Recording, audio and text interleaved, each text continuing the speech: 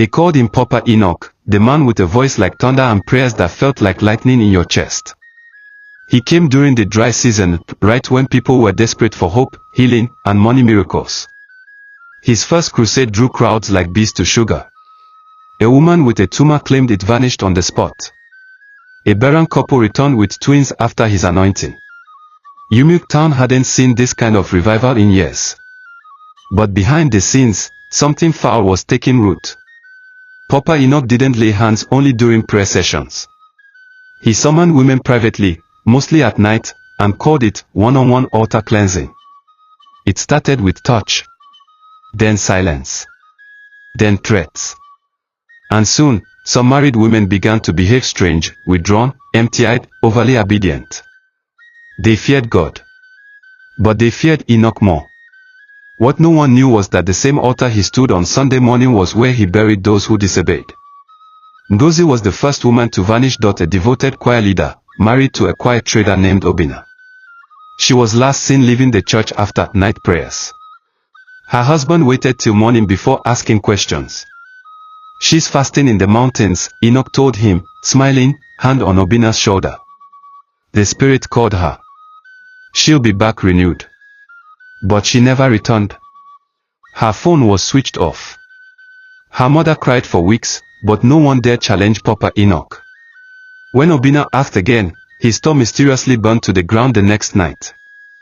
Days later, his body was found in the river with a white cloth wrapped around his neck, the same cloth the pastor used during deliverance and the church. It kept growing, some whispered. Most kept quiet. Because in Umueke, questioning the man of God was more dangerous than death. He didn't just silence souls, he buried them beneath where the choir sang. Every week, Papa Enoch poured anointing oil on the altar. He would dance, sweat, and scream until people collapsed under the power. What they didn't know was that the altar was not just wood and nails. Beneath it was a hatch, and beneath the hatch was a grave. A real one. Each time a husband got too curious, or a woman threatened to expose him, he summoned his boys, 2 loyal men he had delivered from prison and called sons in the faith. They handled the burials. No coffins. No prayers. Just midnight silence and the sound of shovels. One of the deacons noticed the pastor always cleaned the altar with holy water after night services, muttering strange prayers. He once asked, "Papa, why so much oil every time?" Papa Enoch smiled. "Because blood cries louder than sin." And that's when the deacon resigned quietly and disappeared by Sunday. Ifunanya had 3 kids, a gentle husband, and a powerful voice in the choir. She was also one of Papa Enoch's targets. He told her during prayer, "The spirit says your womb is under attack. Only a special cleansing can protect your family." She obeyed. That night, after service, he led her into his back office, locked the door, and told her to remove her blouse. "Do you trust me?" he asked. When she hesitated, he whispered, "Disobedience delays destiny." By the time she staggered home, her husband Chinedu knew something was wrong. She couldn't look him in the eye. He confronted her, and in a flood of tears, she confessed. Not out of shame, but fear, Chinedu stormed out with his cutlass, headed for the church. He never made it back. The next morning, the church announced that Brother Chinedu had relocated for a divine assignment. Ifunanya never spoke again. Just sat in church, her voice silenced like a ghost in a choir robe. One of the altar boys, Ebiub, was mopping after a Wednesday service when he noticed something foul. A deep, sticky stench like dead animals mixed with oil. He called the assistant pastor, but the man backed, "Don't question what happens at the altar.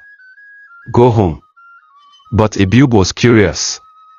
Late at night, he returned with a torchlight and pried at the wooden floor near the pulpit. The plank gave way. What he saw made his legs collapse. Skeletal remains. Torn choir gowns. Worn-out Bibles soaked in something that was once blood. He ran, trembling, but by morning, no one had seen him. His parents wept at the police station. The church denied ever knowing him. His name was removed from the Sunday bulletin the next week. Papa Enoch announced that Ebiub was taken like Enoch in the Bible, without tasting death. Those who knew the truth only bowed lower.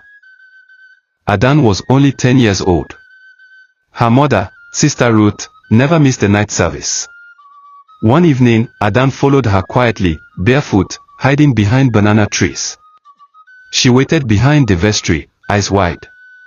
She saw her mother crying, kneeling. She saw Papa Enoch pressing her against the wall, whispering strange tongues, pulling his garment aside. Adan didn't blink. She etched every detail into her mind. Later that night, her mother staggered out, eyes swollen. Adan wiped her tears before she could even speak. "Mama," she said, "I saw it." Her mother dropped to the ground. Adan didn't just carry a memory, she carried evidence. Adan stopped speaking. But she started drawing. Her school books filled with images, a church, a crying woman, a man in white removing his belt, a secret hole with bones. Her teacher, Miss Oge, noticed. She asked Adan what it meant. Adan whispered just 4 words, "That's our church altar." Miss Oge shivered. She knew the rumors. She'd heard whispers at the salon and in market stalls. But this was a child who had seen everything. She made copies of the drawings and sent them to a cousin who worked in media. The next Sunday, Adan and her mother vanished from their home. The pastor said they moved to Ghana for missions. But Miss Oge didn't believe it. Unbeknownst to anyone, Adan had recorded one encounter on her mother's old phone. She had placed it behind a bag during night counseling. The video was blurry, but clear enough to see Papa Enoch's face, his body pressing against a struggling woman, her voice begging, "Please, stop." That video landed in the hands of a journalist named Keod, who worked undercover for a human rights group. He didn't release it yet. He wanted more. He posed as a youth pastor from Lagos seeking mentorship. Papa Enoch welcomed him, eager to train another vessel. Keod planted cameras inside the office, under the altar, and around the vestry. What he captured in 7 days would break Nigeria's internet. Keod's hidden camera beneath the altar revealed nighttime burials, done by torchlight, faces masked. The footage showed 2 men dragging a body wrapped in a deacon's robe. The pit already held others, some freshly buried, some barely covered. The footage also captured Enoch praying over the grave, "Let their blood speak silence." It was chilling. Keod uploaded the footage to 3 cloud backups and sent copies to national TV stations, a senator, and the police. Then he vanished from Umueke by 3 a.m. dawn. The video hit the internet. By 10 a.m., the church was surrounded by soldiers. Papa Enoch tried to flee in disguise, dressed as an old man. But someone recognized his voice. Soldiers tore off his fake beard and dragged him out in front of the same altar he used to kill. As they forced open the hidden plank and pulled out skeleton after skeleton, the crowd screamed. Wives collapsed. Mothers wept. 12 bodies. The silence of the town broke into chaos. A woman picked up her husband's wedding ring from the grave. She screamed so hard she fainted. And Adan. She stood in the crowd, eyes locked on the man who once gave her sweets to keep quiet. In court, the judge asked Papa Enoch, "Are you aware of the charges?" He smiled. "I only obeyed God." Witness after witness took the stand, widows, broken daughters, traumatized church workers. The video played for the court. Journalists wept. Even the judge removed his glasses, trembling. Enoch's eyes stayed blank. But when Adan stepped forward with her final drawing, him standing with blood on his hands and a Bible split in 2, he looked away for the first time. He was found guilty. Life imprisonment wasn't enough. But it was something. The church was demolished, the altar was burned. In its place, the community built a new center, House of Justice and Healing. A place for widows, orphans, and abused girls. Every room had a drawing by Adan on the wall. The townspeople now prayed with their eyes open. No more men of God above the law. Faith remained, but this time, with wisdom. Sister Ruth, Adan's mother, entered therapy. Her voice returned slowly.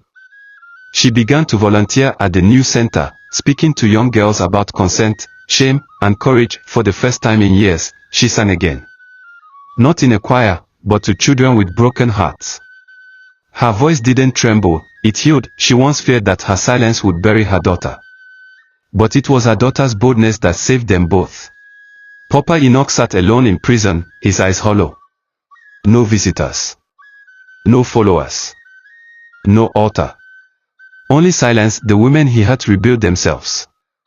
The children he scarred became warriors, and in Umueke, No one forgets, because the altar once held prayers and praise, but beneath it, there were screams, thanks to a little girl. The screams now have a voice, and that voice will never be buried again.